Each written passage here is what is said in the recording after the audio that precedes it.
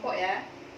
Jadi satu kelompok itu 3 orang. Coba ibu diatur ya, ibu-ibu di sini dibuat satu kelompok 3 orang, di sebelah sini 3 orang juga, dan di tengah ya ibu coba masuk ke sini ya, 3 orang. Sudah ya, sudah duduk semua berkelompok ya. Jadi kalau udah siap, nah dengarkan jadi apa tugasnya. Perhatikan saya kembali, dengarkan tugas ibu-ibu. Jadi di sini, di dalam kelompok ini, ibu-ibu adalah akan menceritakan. Jadi, apa hal yang menyenangkan menjadi orang tua? Ya, ibu ya. Yang pertama adalah hal apa yang dirasakan paling menyenangkan menjadi orang tua. Ya, itu sebagai orang tua. Jadi masing-masing nanti harus menceritakan di dalam kelompoknya. Kemudian satu lagi, juga ibu-ibu menceritakan hal apa yang paling menyulitkan selama kita menjadi orang tua. Jadi ibu-ibu semua menceritakan berdasarkan pengalaman pribadi masing-masing. Jadi semua ya menceritakan sama teman-temannya di dalam kelompok. Apa yang saya katakan tadi, yang pertama adalah hal apa yang dirasakan menyenangkan sebagai orang tua, dan kemudian yang kedua hal yang dirasakan paling menyulitkan menjadi orang tua. Ayo coba ibu-ibu, silakan masing-masing di kelompoknya. Ya, kelompok 1, kelompok 2, kelompok 3 silakan didiskusikan sama teman-temannya. Semua ya, masing-masing ya berdasarkan pengalaman pribadinya. Ayo ibu. Baik ibu-ibu, sekarang siapa yang bisa menceritakan hal apa yang dirasakan yang bahagia yang dirasakan sebagai orang tua? Coba, siapa? Boleh ibu? Oh iya, ibu Susi, boleh silakan. Kira-kira hal apa yang ibu rasakan yang membahagiakan selama ibu menjadi orang tua?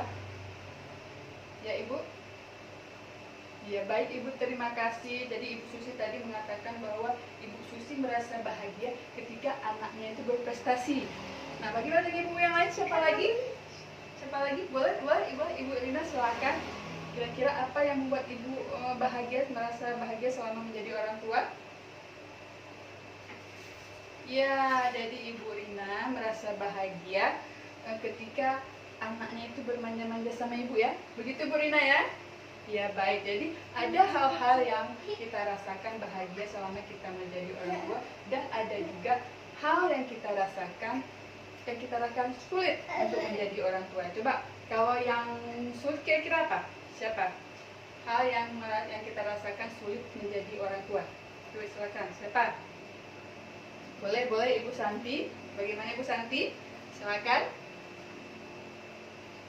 Iya, baik. Terima kasih Ibu Santi. Ya, Ibu Santi merasakan hal yang paling sulit menjadi orang tua adalah ketika anaknya itu merengek meminta sesuatu yang harus dipenuhi terus. Jadi anaknya ketika meminta sesuatu itu merengek begitu Bu ya? Ya, itu jadi Ibu merasa hal yang sulit ya mengatasi anak yang demikian. Baik ibu-ibu, terima kasih bagi ibu-ibu yang sudah memberikan pendapatnya tadi ya. Semua pendapatnya tadi bagus-bagus ya. Itu merupakan hasil dari pengalaman pribadi ya ibu-ibu ya. Nah baiklah, jadi kesimpulannya adalah cara pertama menjadi orang tua yang lebih baik itu adalah dengan mengingat hal-hal yang membahagiakan yang dirasakan sebagai orang tua. Yang kita rasakan sebagai orang tua, karena ini dapat memperkuat kasih sayang kita sebagai orang tua kepada anak. Ya ibu-ibu ya, jadi itu harus diingat. Kemudian bagaimana ketika kita mengalami kesulitan dalam, ya pasti kita ada juga mengalami kesulitan saat mendidik anak. Jadi ketika kita mengalami kesulitan, maka kita itu harus berdiskusi dengan pasangan kita, dengan bapak di rumah ya ibu-ibu ya. Bisa juga dengan tetangga kita. Jadi kita sharing-sharing informasi, anak saya ini seperti ini, kira-kira bagaimana ya solusinya, seperti itu ibu-ibu ya. Bisa dengan pasangan kita di rumah, bisa juga dengan tetangga kita, bisa juga dengan orang tua kita, karena orang tua kita pasti sudah pengalaman ya dalam mendidik kita dulu. Nah jadi kita bisa mendapatkan membagikan informasi kita kepada mereka supaya mereka bisa membantu kita dalam mengatasi. Nah, baik ibu-ibu, jadi apa yang sudah kita pelajari tadi, nanti ibu-ibu praktekkan di rumah ya. Ibu-ibu ya semua ya, dipraktekkan apa yang sudah kita pelajari tadi. Jadi selalu mengingat hal-hal yang dirasakan, yang membahagiakan yang dirasakan sebagai orang tua. Kemudian ketika ibu-ibu mempunyai masalah, menghadapi masalah itu jangan dipendam sendiri. Jadi kita harus mau berbagi dengan pasangan kita ya. Jadi kita berdiskusi supaya bisa mendapatkan solusi yang baik. Jadi ibu ya. Nah, baik ibu-ibu masih semangat? Masih semangat semuanya ya? Baik, saya tes dulu semangatnya nih. Kalau saya bilang halo, ibu bilang hai hai gitu ya. Ibu-ibu ya. Baiklah, sekarang kita coba. Halo, jawabannya adalah hai hai. Baik. Dah, sekarang kita akan melanjutkan diskusi kita, yaitu bagaimana caranya menyamakan antara perkataan dengan perbuatan, ibu-ibu ya. Nah, ini penting nih, Dok. Jadi kita ada permainan. Coba ibu-ibu semua berdiri. Kita ada permainan namanya adalah bermain terbalik. Coba berdiri dulu. Sudah ya, agak jauhan sedikit. Ya, baik. Sekarang perhatikan saya, kita akan bermain seperti ini. Kepala, pundak, lutut, kaki, lutut, kaki. Kepala, pundak, lutut, kaki, lutut, kaki. Kepala, pundak, lutut, kaki, lutut, kaki. Kepala, pundak, lutut, kaki, lutut, kaki. Kepala, pundak, lutut, kaki, lutut, kaki. Kepala, pundak, lutut, kaki, lutut, kaki. Kepala, pundak, lutut, kaki, lutut, kaki. Ya, cukup ibu-ibu ya. Nah, sekarang masing-masing kembali ke tempatnya. Ya, kembali ke tempatnya. Jadi baiklah, setelah kita bermain tadi, kira-kira apa yang terjadi pada permainan tadi? Yuk, siapa bisa menjelaskan? Dari permainan kita tadi, kira-kira apa yang terjadi? Siapa? Ya, Ibu Indah coba. Ya, Ibu. Ya, benar sekali. Jadi pertama adalah kita bermain tadi sesuai ya. Ketika bermain di kepala, jadi saya memegang kepala. Ketika di pundak, ketika saya mengucapkan di pundak. Ketika saya mengucapkan di lutut, tangan saya juga di lutut. Dan ketika saya mengucapkan di kaki, maka tangan saya di kaki. Kemudian apa lagi yang terjadi? Ya, siapa lagi? Ibu Sari ya, boleh? Ya, awalnya teratur ya Ibu ya.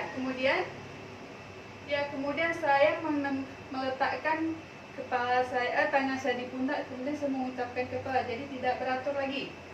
Ya, apa yang dirasakan? Ya, pertamanya teratur, kemudian sudah menjadi tidak teratur lagi, terbalik-balik ya. Ya Bu ya. Baik, jadi dari gerakan tadi, yang mana yang ibu-ibu ikuti? Yang ucapan saya atau gerakan saya? Yang mana Ibu? Mengikuti gerakan saya ya, jadi lebih mudah mengikuti gerakan saya tadi daripada ucapan saya. Walaupun saya tadi udah tidak teratur, tetapi ibu juga terus mengikuti gerakan saya ya. Jadi lebih mudah mengikuti gerakan daripada mengikuti apa yang saya ucapkan. Baik ibu-ibu, terima kasih ya tadi sudah memberikan pendapatnya mengenai permainan kita tadi. Jadi kesimpulannya ibu-ibu adalah bahwa kita itu lebih mudah mengikuti apa yang kita lihat daripada apa yang kita dengar.